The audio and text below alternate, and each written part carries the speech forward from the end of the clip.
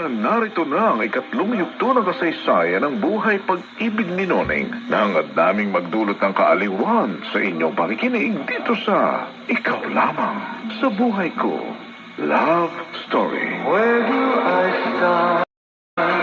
Bakit ba kasi kailangang isama pa batang yan? Anak mo siya, Don Augusto.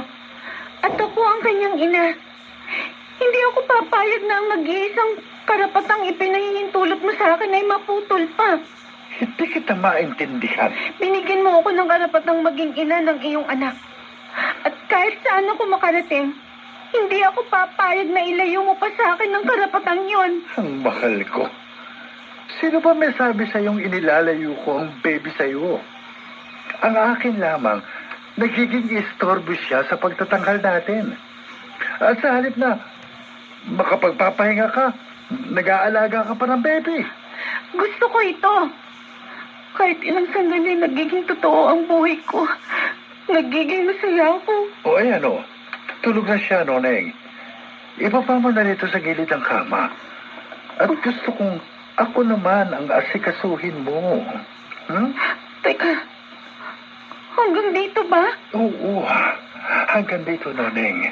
Hanggang dito sa hotel na tinutuluyan ang aking produksyon. Gusto kong muli kang masarili. Muli kang maangkin. Hindi ako magsasawang paulit-ulit. Ano, gusto? Hanggang kailan ka ito titiisin?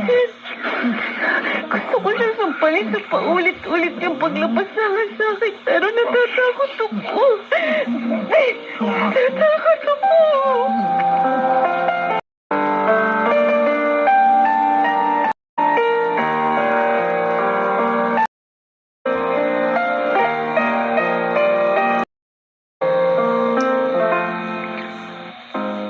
Ako na naman ang front act.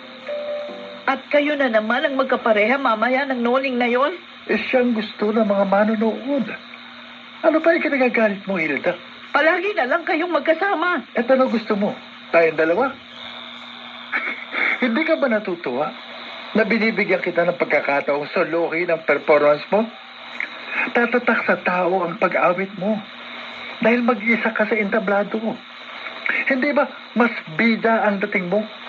Dahil nag-iisa ka sa stage, umaawit, sumasayaw, at pinapalakpakan pagkatapos? Pinalulubag mo lang ang nararamdaman ko. Ang totoo niyan, baliwala na ako sa iyo.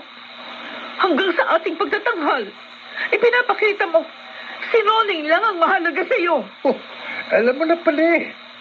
Bakit nag-aaksaya ka pa ng mga salita para ipamukha sa akin ang pagsiselos mo? Dahil alam ko, mas maganda ako sa kanya.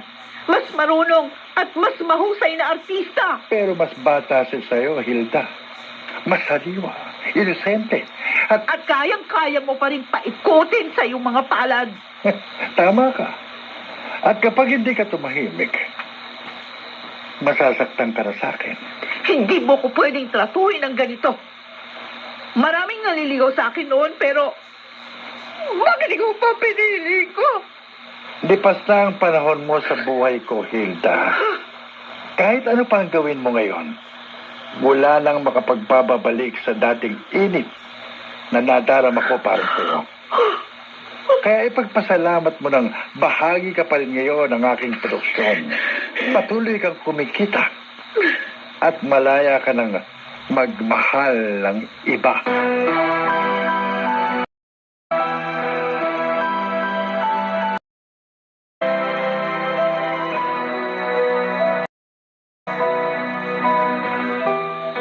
Okay, 5, 6, 7, 8, and again, 1, 2, 3, 4, swing, and 1, 2, 3, 4, and turn, and swing, and turn again. Ayan. Okay ba, Chuchi? Nakuha na ba namin Ay, ni naku, Noning? ikaw nakuha mo. Si Noning, ay, nako. Noning, ha? Kulang ka pa sa lambot ng katawan. Chuchi. Wala ka na naman sa mood, eh. Pasensya na. Parang lagi kasi akong inaantok eh. Ay, Dali nako. mo pagod. Eh kung bakit naman kasi? Ayaw mo pa pumayag na maiwan sa Maynila si baby. Para hindi ikaw ang nag-aalaga. Oo nga naman, tulad ngayon. Bago tayo bumalik ng Maynila, tutuloy pa pala tayo ng Pampanga para sa isa pang show. Kaya ko pa naman eh. Ang importante, malapit na ang katuparan ng aking mga plano. Plano? Hala na naman, kalukuhan yung iniisip mo. Ay, tama na yan. Ang mabuti pa, ituloy na natin ang pagre-rehearse ng sayaw bago tayo mag-break, okay? Ayan.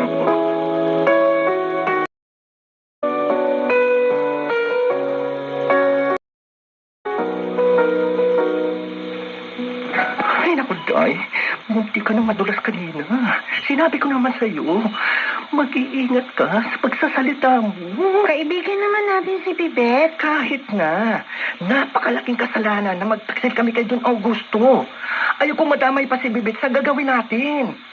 Alam ko, Chuchi, ngayon pa lang tumatanong na ako sa'yo ng malaking utang na loob. Ano naman ang gagawin ko sa utang na loob? Kung papatay naman ako ni Don Augusto. Pero alang-alang sa baby mo, kinausap ko na si Wilson para magtagpo kayo mamaya. Pagkatapos ng pagtatanghal natin. Pero Noning ha, ipangako mo. Bilisan yung pag-uusap para hindi mapansin ni Don Augusto na pumuslit ka sa backstage.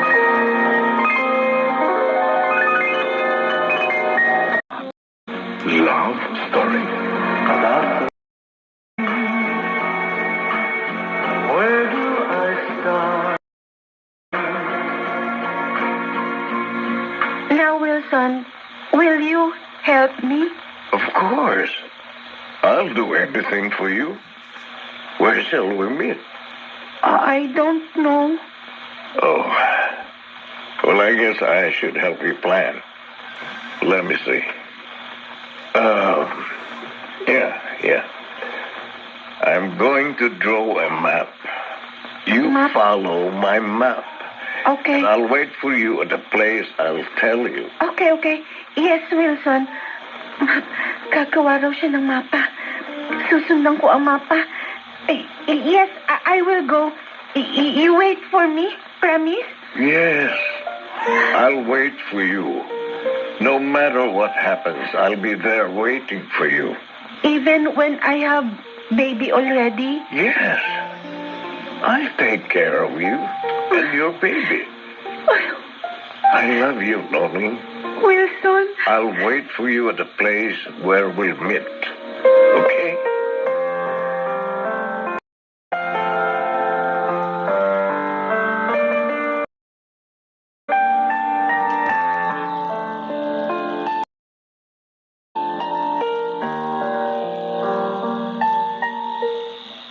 O ayan, Noning. Malayo na tayo sa stage area. Hawak mo na ba yung mapang ginawa ni Wilson? Oo, Chuchi. Pwede mo na kaming iwan mag-ina. Sige na. Noning, sigurado ka ba talaga sa gagawin mo? Ang dilim-dilim dito, oh. Baka kung mapaano kayo mag-ina. Para sa anak ko, Chuchi. Pipilitin ko maging matapang. Sige na. Iwan mo na kami. Lalakad na ako para hanapin si Wilson. Noning, mag-iingat ka, ha? Ikaw din. Mag-iingat ka. Alam kong sinugal mo rin ang buhay mo para matulungan akong gawin to. Salamat, Chuchi. Sige, aalis na kami ni Baby. Diyos ko, kailangan bilisan ko. Baka magising na si Augusto. Malalaman niyang tumakas ako. Hindi. Bigla ako nakaramdam ng panghihina. Anong nangyayari? Alam ko madilim ang paligid pero nagdidilim din ang paningin ko. Baby ko.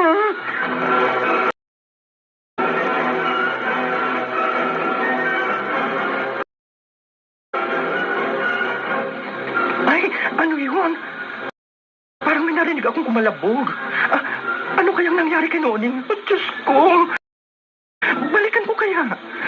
Ang dilim-dilim pa naman dito sa gubat. Noning! Noning, nasaan kayo ni Baby? Diyos ko! Sana umabot ang liwanag ng buwan sa gawing pinuntahan ni Noning. Ayun, parang may nakahandusay. Naku po! Sinuding na nakahandusay sa lupa at si Baby. Nabitiwan niya, umiyak na. Baby, tahan na. Noning, anong nangyari sa'yo? Bakit ka nawala ng malay? Naku po, Diyos ko. Anong gagawin ko? Kailangang maibalik kita sa tinutuluyan natin. Pero paano?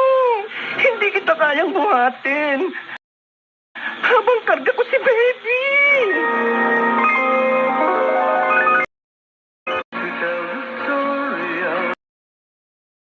Love story.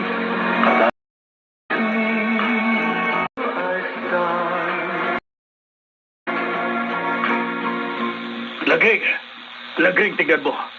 Nakabili ako ng magasin sa bayan. Anong gagawin natin sa magazine na yan, Pedring? Maaaring nakalagay dito ang opisina ng production company ni Don Augusto. Kilala siyang tao. At pwedeng nakasulat dito kung saan sila nagtatanghal. Oo. Tama ka, Pedring. Dali, buklatin mo.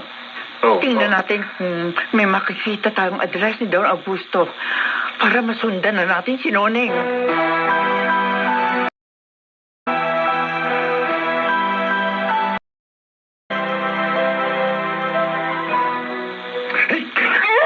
Anong kulang, Noneng? Ang mga ko, Don Augusto. Nasaktan ako. Ano ang kulang at kailangan mo kung takasan? Nasaktan ako. Maawa ka. Gusto mo bang tutuhanin kung sinabi ko sa'yo? Alam ko kung saan kayo nakatira at anumang oras. Maaari kong ipadala mga tauhan ko sa magulang mo para tapusin na rin sila. Hindi, wag. Wag, Don Augusto. Hindi ka na uulitin pa ako. Huwag mo lang sasaktan ng magulang ko. Wala silang alam. At hindi na nila dapat malaman ang namamagitan sa atin. Kung ganon, mula sa araw na ito, ako nang masusunod tungkol sa lahat ng bagay sa buhay mo. Hindi na isasama si Baby sa ating pagtatanghal. At lalong hindi na kita papayagang lumabas ng stage area kapag nasa entablado ko. Nagkakaintindihan ba tayo?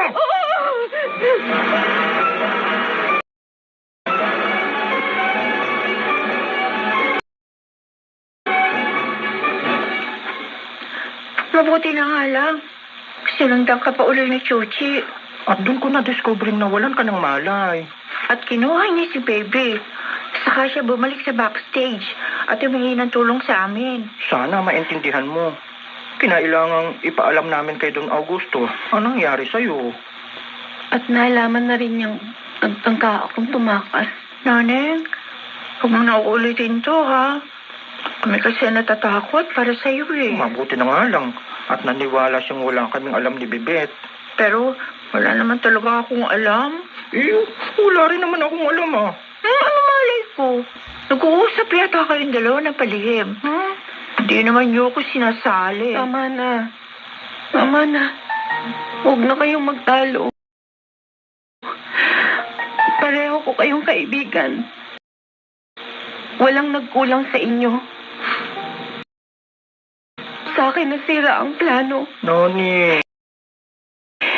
Si Wilson ang huling pag-asa ko. At ngayon,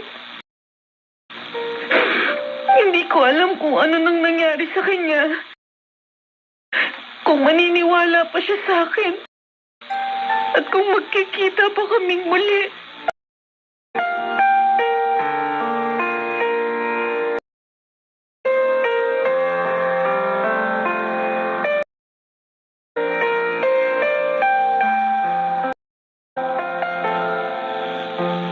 No one is allowed to see Noneng.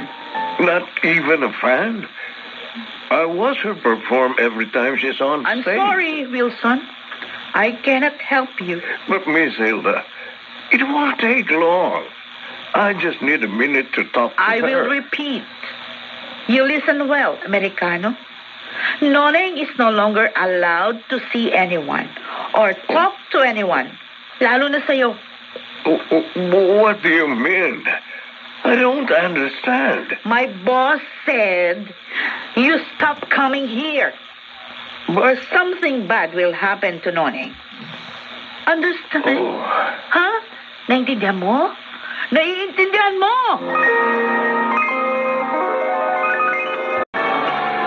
sa isang malupit na biro ng kapalaran, ang kagandahan ni Noneng na inakala niyang maghahatid sa kanya sa kasikatan. Ngayon ay parang sumpa na naglagay sa kanya sa puder ng walang konsensyang si Augusto. Ano ang kahihinatnan ng pagmamahal sa kanya ni Wilson? Samahan niyo kami muli bukas. Durugtungan natin ang iniwan nating tagpo.